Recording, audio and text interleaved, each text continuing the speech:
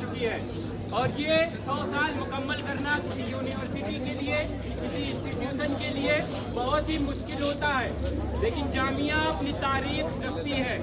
جامعہ کوئی ایسی انسٹیٹیوشن نہیں ہے کہ کسی سرکاری فنڈ سے جو ہے وہ بنا دی گئی، سرکار نے زمین دے دی اور وہ بن گئی۔ اس کی ہسٹری بہت ہی ریولوشنری ہے۔ آپ سمجھ سکتے ہو کہ کس طریقے سے جامعہ ملیہ اسلامیہ 1920 میں قیام میں آئی۔ جامعہ ملیہ اسلامیہ نہ صرف 1920 میں بنی ہے، اس کے پیچھے بھی اس کی بہت بڑی ہسٹری ہے۔ میں آج آپ سب کو، یہاں کے پرشاسن کو اور اس سنگھی پنڈوں کے اور ان کے چمچوں کو بتانا چاہتا ہوں کہ یہ جامعہ کسی پولیس سے، کسی ایڈمنسٹریشن سے اور کسی جو ہے سنگھی چمچے سے ڈرنے والی نہیں ہے۔ جامعہ کے بچے کسی چیز سے ڈرتے نہیں ہیں۔ 1920 میں بھی جب جامعہ ملیہ اسلامیہ کا قیام ہو رہا تھا، علی گڑھ مسلم یونیورسٹی کے مسجد میں جب کچھ لڑکے اکٹھا ہوئے تھے، تب بھی وہاں کے ایڈمنسٹریشن نے، وہاں کے پولیس پرشاسن نے ان بچوں کو، ان چھاتروں کو، ان طلبہ کو آفیسز میں بلا کے ان کے گھر پہ کال کر کے یہ بات کہا کہ اپنے بچوں کو سمجھا لو، اگر وہ سرکار کے خلاف بولیں گے، اگر وہ انگریزوں کے خلاف بولیں گے، اگر وہ ستا کے خلاف بولیں گے تو ان پہ FIR ہو جائے گا، ان کی زندگیاں برباد ہو جائیں گے اور ان کو جو ہے کچھ کرنے کے لائق نہیں بچیں گے وہ۔ ساتھیوں، اگر ہم وہاں ڈر گئے ہوتے، 1920 میں ہمارے جو فاؤنڈرز تھے، ہمارے جو لیڈرز تھے، مولانا شوکت علی اگر ڈر گئے ہوتے، اگر جو ہے مولانا محمد علی ڈر گئے ہوتے، اگر جو ہے مولانا ابوالکلام آزاد ڈر گئے ہوتے، تو کیا ہمیں یہ پڑھنے کا ادھکار ملتا؟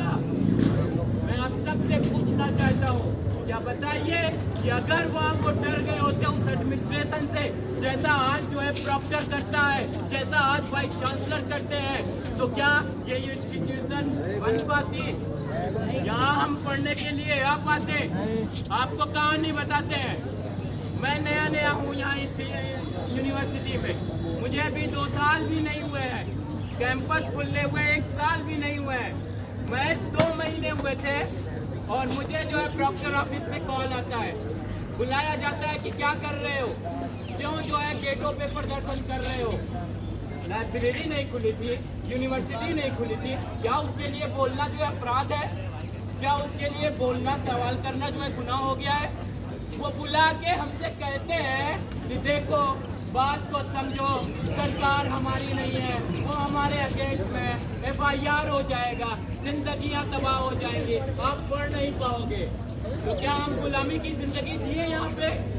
نہ بولے تو کیمپس نہیں کھلے گا۔